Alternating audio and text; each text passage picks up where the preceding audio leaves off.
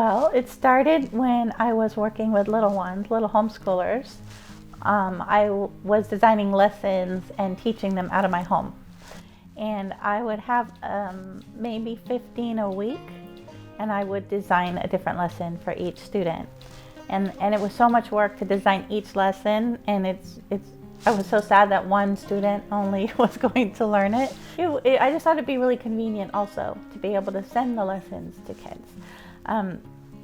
So I got this idea that it would be pretty cool to do subscription boxes, but I also had a history of trying to do everything on my own, and I knew that this was a really good idea and it would fail if I did it by myself.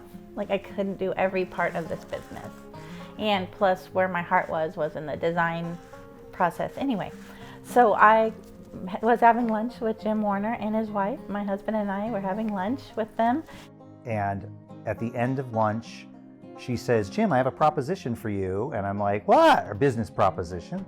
And so she says, I've had this idea, and I've taught art lessons to homeschoolers. I told him my idea, and he just looked at me, and he looked down at his arm, and he goes, "I just got the chills." She's like, "I had this great idea of putting them into a box and sending the art lesson and the supplies to their home. And I think it's a great idea, but I need a business partner." So I thought about the idea. I went home. I mean, I love the idea, of course, but I wasn't sure what existed in this world. So I go home and I look it up online, and like, nobody is doing this. And I was so excited, and that was the beginning of MoxieBox. And so I was so excited and so happy, and from that day on, we've just been nonstop. We've been the perfect team. We complement each other in every way. We've never had arguments. We just made it work. With art lessons, you see a lot of either really guided lessons where, when you go to a paint class and everyone kind of paints the same thing.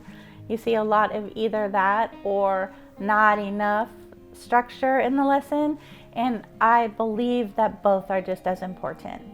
And so I try to guide the kids so that they can gain confidence, but definitely every lesson has a lot of where they can express themselves and do a lot of exploration to really put themselves and lose themselves in the art. But then we also have the guidance so that they can feel confident and not just lost. I think like having my own kids when they were little, and everyone loves art. All little kids love art, and so on Christmases and birthdays, everyone would send them art stuff, paints or whatnot.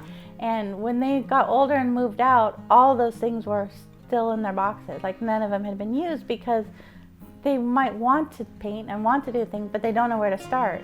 And so I think this is so perfect because we really have such a variety. I'm not using like watercolors every 2 months, or really trying all new types of mediums so they get all kinds of exposure and experience with different things. And I think it's perfect. Before I started doing this, I was volunteering at the schools where my kids went, and I volunteered in the art class at least once a week. The littlest kids, the kindergartners, once they started doing their art, you could just hear humming. You just heard humming from every single table. Little kids humming while they're doing art.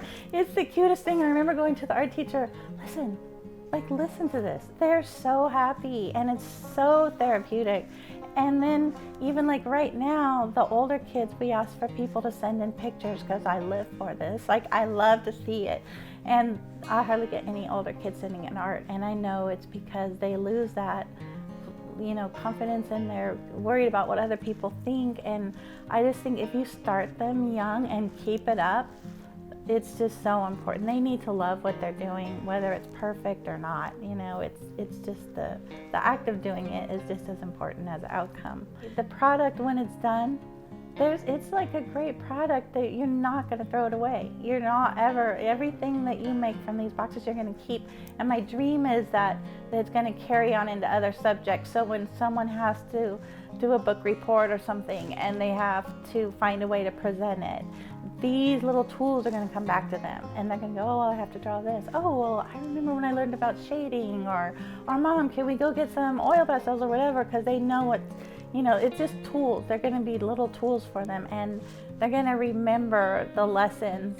When you connect art to the lesson that they're learning, that they're going to remember it when they're 30. Or like if you just do a lesson on a regular book report or an essay, if you attach that art lesson to it, it's something that you'll never forget.